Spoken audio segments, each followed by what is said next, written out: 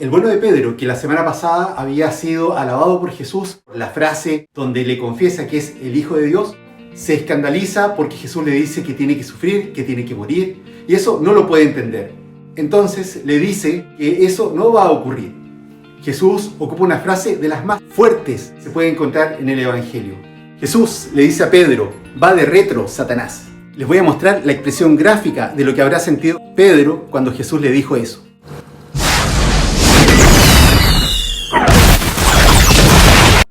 El relato se entiende cuando comprendemos que es como un tríptico. La primera parte, Jesús les dice a sus apóstoles que tienen que padecer, que tienen que sufrir, va anunciando su pasión y su muerte. Los apóstoles reaccionan y Pedro es quien reacciona primero. Se escandalizan y dice: esto no sucederá. Jesús le dice: va de retro, Satanás, lo compara con el demonio. Eso provoca una reacción, que es la de Pedro, de escándalo, porque no se puede comprender que el Mesías vaya a experimentar tal sufrimiento, tal dolor y tal humillación. La segunda parte, donde Jesús nos invita a tomar nuestra cruz, caminar con ella y sobre todo seguirlo.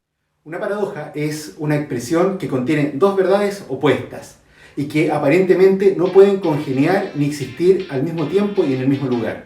Muchas veces hemos escuchado expresiones de maestros de Oriente donde se nos expresan estas verdades que cuesta tanto entenderlas y que a veces nos inspiran porque nos obligan a pensar de qué se trata y cuál es el significado profundo de esa expresión.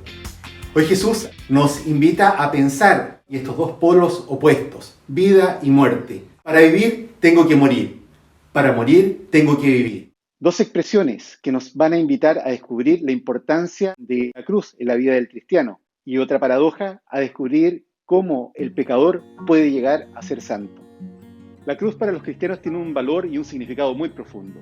Nos recuerda que Jesús se entrega a todos nosotros, nos redime del pecado y de la muerte, y además, a través de la cruz, llega a la resurrección y la vida. Hoy Jesús, al hablar de cargar nuestra propia cruz y seguirle, nos invita a que cada uno de nosotros se haga la pregunta: ¿cuál es la cruz que tiene que cargar el día de hoy? Esta paradoja nos invita a descubrir que cuando mi vida se centra en mí mismo, cuando solamente me alimento a mí mismo, no gano vida, sino que al contrario la pierdo. ¿Cuándo es que descubro esa verdadera vida? Es cuando soy capaz de entregarla para que otros puedan experimentar la única vida que es la que Jesús les da. Cuando todos mis proyectos, cuando todo lo que anhelo se centra en mí mismo, lo transformo en un absoluto, es cuando precisamente pierdo la vida. Cuando soy capaz de pensar también en el bienestar de mis hermanos y de los demás, es cuando encuentro esa vida. Nunca hay que olvidar que Jesús entrega la vida y que a los cristianos estamos llamados también a vivir esa cruz.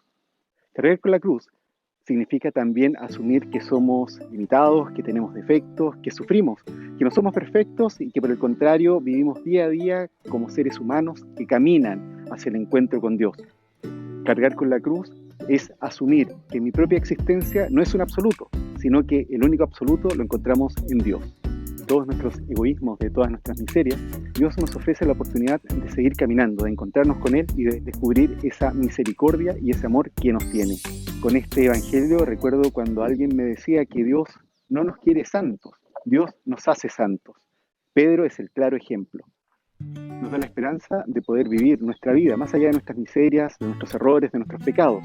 Esa esperanza de poder construir nuestra vida cristianamente. Y finalmente en este tiempo de COVID, donde todos nosotros estamos en nuestras casas, tenemos que cuidarnos y cuidar a los demás, pienso que hay que orar a Dios y pedirle un gran don, el don de la perseverancia, poder saber que nuestra fe se alimenta del encuentro con Jesús y que más allá de las dificultades, de las distancias, de la soledad, Dios sigue a nuestro lado y nos sigue acompañando y cuidando. La perseverancia es ese don que Dios nos regala de poder mantenernos en la fe, porque nunca hay que olvidar que la fe es un regalo y un don de Dios.